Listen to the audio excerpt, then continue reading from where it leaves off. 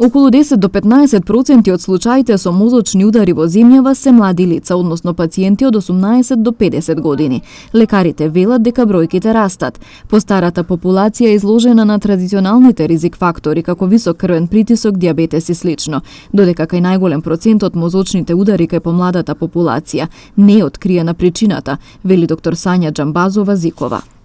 Па најголем процент, значи од мозочните удари кај помладата популација ги викаме мозочни удари кај кои што не е откриена причината за мозочен удар, тие се викаат криптогени мозочни удари, но овде од тој дел на криптоген мозочен удар, поголем дел, негде од прилика околу 40-50% од тие пациенти имаат срцева аномалија која што може да биде предизвикувач на мозочниот удар, а во другата категорија спаѓаат и состојби кои што се поврзани со коагулопати, односно нарушување на вродени или стекнати нарушување на коагулациониот механизам.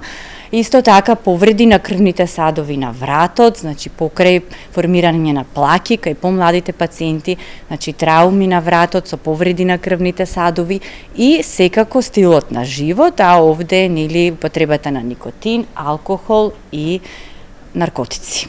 Доктор Даниела Војтикив-Самуиловска вели дека не можеме да се пофалиме со здравствена култура и свесност за ризиците за едно вакво сериозно заболување. Дополнително потребен е и сеопфатен третман на пациентите со мозочен удар. Секако дека треба да се изготват подобри социјални програми за да имаме поактивен и поуспешен процес на рехабилитација на пациентите кои доживеале мозочен удар и низа други хронични невролошки болести во таа група би спаѓале. Рехабилитацијата не значи само да се посетуваат вежби 21 ден со цел да се подобри моториката.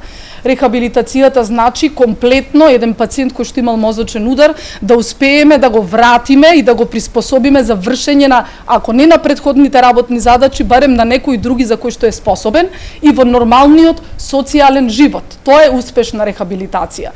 За да стигнеме до тоа, секако дека ни треба еден комплексен рехабилитационен процес во кој што секако би помогнали едни вакви активности. Токму на тема превенција од мозочен удар денес се одржа работилница за студентите по здравствени науки на Универзитетот на Југоисточна Европа во Тетово, а во следниот период ќе се организираат низа предавања наменети за граѓаните.